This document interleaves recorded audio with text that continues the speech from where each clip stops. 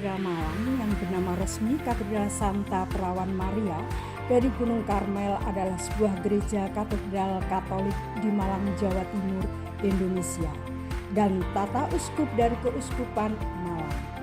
Katedral tersebut dibangun setelah peletakan batu pertama 11 Februari 1934. Pelaksanaan pembangunan berlangsung 8 bulan dan diselesaikan pada 28 Oktober 1934. Bangunan katedral ini merupakan sebuah contoh dari warisan arsitektural kolonial Belanda di kota Malang. Ini masih relatif orisinil, asli, termasuk lantai-lantainya segala macam itu. Lalu juga ini. Nah, nanti teman-teman akan membedakan kalau masuk gereja Kristen. Gereja Kristen pasti tidak ada aksesoris-aksesoris ini, kosong. Tapi kalau Katolik pasti ada salibnya, dan salibnya itu pasti ada namanya corpus, tubuh dalam bahasa Latin. Maka itu ada tubuh, ada yang begini juga. Kalau ada ruangan-ruangan, untuk ruangan bonceng di sana, nah atas itu ada ruang untuk paduan suara kalau melayani. Di sini peribadatannya setiap minggu ada 8 kali. Jadi yang di sini sendiri ada 6, satu sore aja. Kenapa kok banyak? Ya karena jauh-jauh. Kita kan nggak bisa mendirikan gereja dengan mudah di beberapa tempat. Maka mereka terpaksa harus di sini. Dari Singkaling itu ke sini, kemudian dari mana.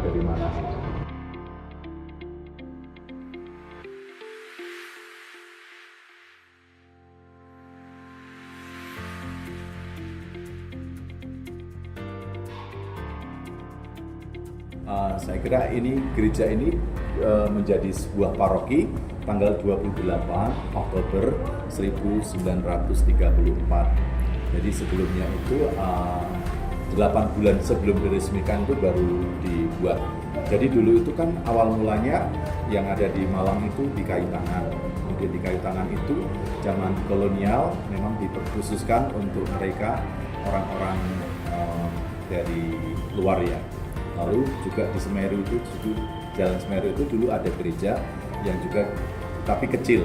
Kemudian dibangunlah, ada ide gagasan untuk membangun gereja yang lebih besar, maka dibangunlah gereja katedral ini. Lalu ini diresmikan oleh uskup yang pertama, Anderpas. Jadi nanti bisa juga dilihat di sana. Itu pada tahun 1300 setelah peninggalnya ini penggantinya, yakni Monsignor Arbus. Jadi ini yang pertama, kemudian berikutnya yang kedua. Kemudian yang ketiga itu sudah meninggal, keempat, kemudian yang sekarang itu yang kelima. Nah, zaman itu gereja ini diresmikan. Jadi mulai tahun 1934, 28 Oktober 1934 gereja ini diresmikan, kemudian jadi sebuah paroki. Kita baru saja tahun lalu merayakan 90 tahun.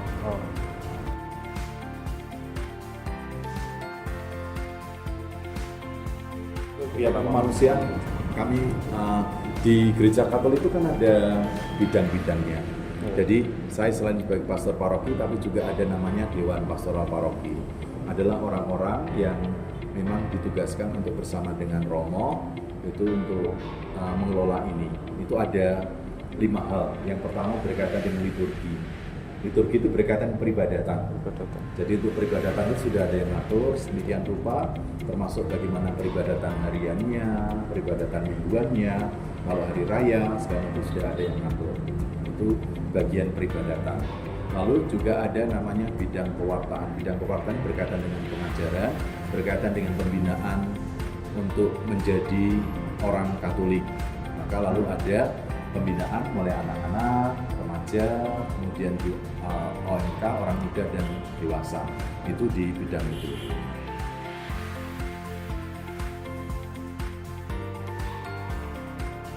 Ada program lagi. Jadi empat bidang itu kita ada program masing-masing.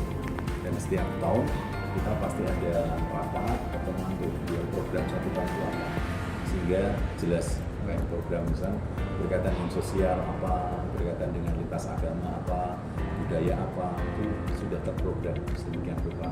Termasuk untuk pengembangan sosial ekonomi, kita memberikan pelatihan-pelatihan, itu sudah terprogram.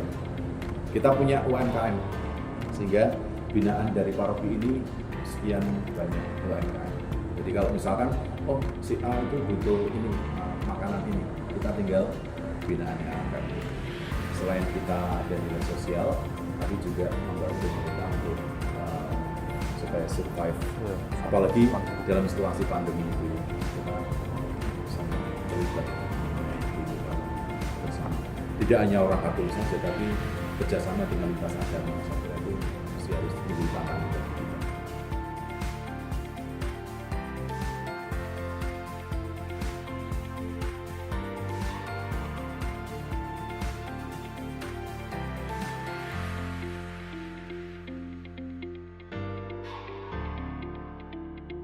Jadi sekarang kita akan ke gereja untuk melakukan wawancara kepada romo. Kita sekarang tidak dengan kelompok sendiri, ada tim UM lain yang sedang melakukan observasi. Beliau sudah di depan.